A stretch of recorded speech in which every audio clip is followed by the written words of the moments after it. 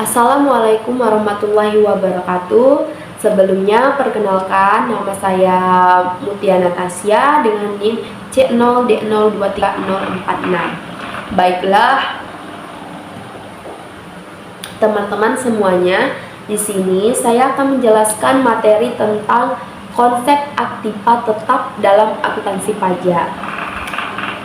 Kita masuk ke materi yang pertama, yaitu definisi aktiva tetap. Dalam SAK etap yang diatur oleh IAI 2009/68, aset tetap adalah aset berwujud yang dimiliki untuk digunakan dalam produksi atau penyediaan barang atau jasa,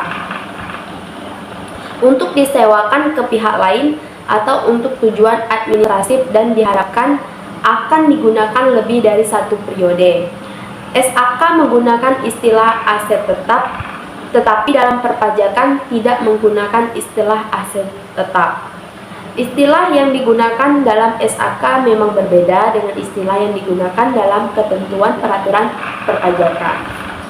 Sedangkan menurut pajak, sesuai dengan pasal 11 UU PPH nomor 36 tahun 2008, aset tetap adalah harta berwujud yang dapat disusutkan dan terletak atau berada di Indonesia, dimiliki dan dipergunakan untuk mendapatkan, menagih, dan memelihara penghasilan yang merupakan objek pajak serta mempunyai masa manfaat lebih dari 1 tahun. Selanjutnya, pengakuan aktiva tetap.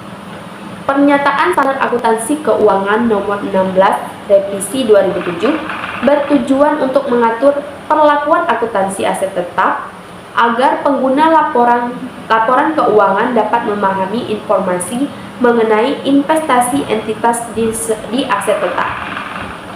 Dan perubahan dalam investasi tersebut, pernyataan tersebut tidaklah berlaku untuk hak penambangan dan reseriasi tambang seperti minyak, gas alam, dan sumber daya alam sejenis yang tidak dapat diperbarui.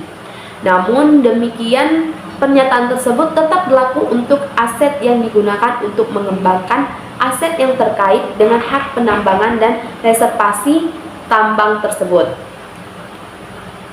Pengertian biaya perolehan atau cost adalah jumlah kas atau setara kas yang dibayarkan atau dinilai wajar dari imbalan lain yang diserahkan untuk memperoleh suatu aset pada saat perolehan atau konstruksi, atau bila dapat diterapkan, jumlah yang diatributkan pada aset saat tetap kali diakui sesuai dengan persyaratan tertentu dalam PSAK lain.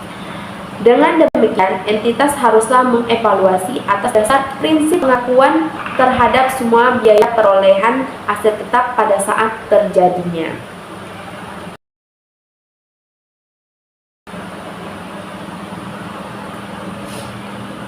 Pengakuan terhadap biaya-biaya dalam jumlah tercatat suatu aset tetap dihentikan pada saat aset berada pada lokasi dan kondisi yang diinginkan agar siap digunakan sesuai dengan diinginkan dan dimaksud manajemen. Dari hal tersebut, sehingga biaya pemakaian dan pengembangan aset tidak dimasukkan ke dalam jumlah tercatat aset. Beberapa contoh yang dikategorikan sebagai biaya yang tidak termasuk jumlah tercatat yaitu: yang pertama, biaya-biaya yang terjadi saat aset telah mampu beroperasi sebagaimana dimaksudkan oleh manajemen namun belum dipakai atau masuk beroperasi di bawah kapasitas penuhnya. Yang kedua, kerugian awal operasi seperti ketika permintaan terhadap keluaran atau output masih rendah. Dan ketiga, biaya relokasi atau reorganisasi sebagian atau seluruh operasi entitas. Selanjutnya, pengukuran biaya perolehan. Sebagaimana telah dijelaskan dalam pengukuran awal bahwa aset tetap pada awalnya harus diukur sebesar biaya perolehan. Pengertian biaya perolehan aset tetap adalah setara dengan nilai tunainya dan diakui pada saat terjadinya Kemungkinan pembayaran suatu aset ditangguhkan sampai dengan melampaui jangka waktu kredit normal.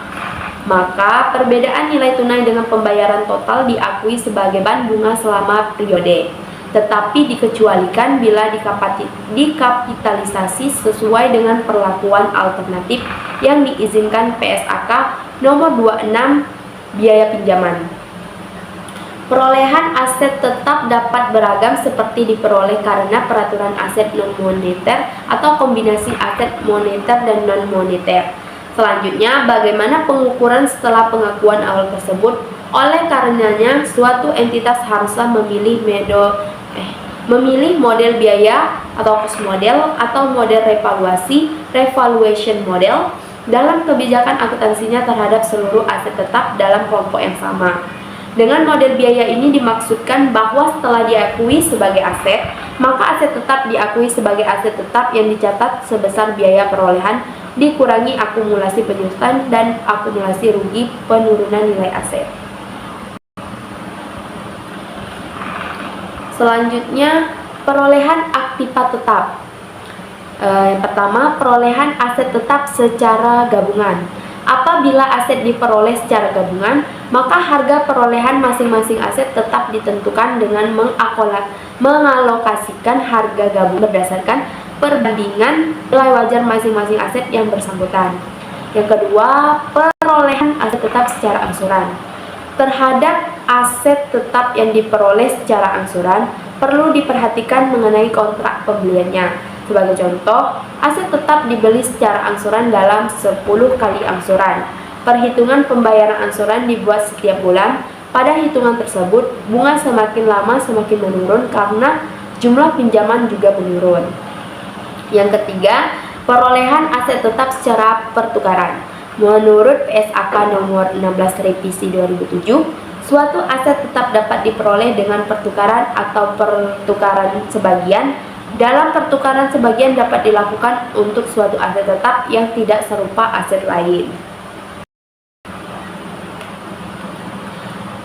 Selanjutnya yang keempat, perolehan aset tetap dengan cara membangun sendiri.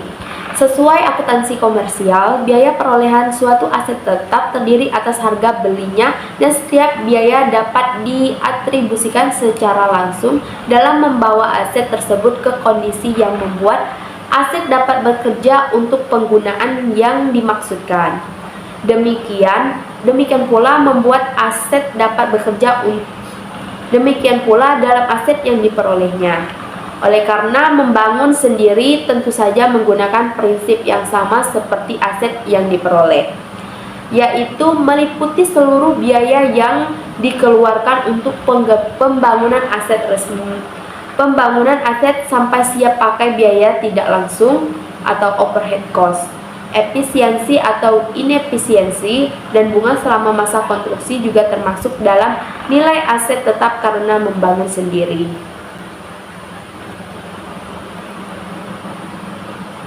Yang kelima, perolehan secara hibah, bantuan, dan sumbangan. Dalam perolehan secara hibah, bantuan, dan sumbangan secara langsung dihubungkan dengan perlakuan akuntansi pajak. Karena akuntansi komersial sedikit mengatur aset yang diperoleh dari sumbangan atau donasi, pada akuntansi komersial pada subbab pengukuran biaya perolehan telah dijelaskan perolehan aset tetap yang diperoleh dari hibah pemerintah yang intinya tidak boleh diakui sampai entitas memperoleh keyakinan akan memenuhi kondisi atau persyarat hibah.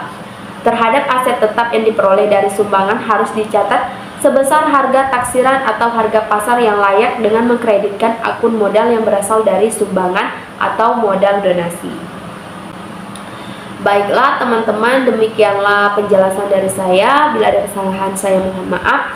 Saya akhiri. Wassalamualaikum warahmatullahi wabarakatuh. Terima kasih.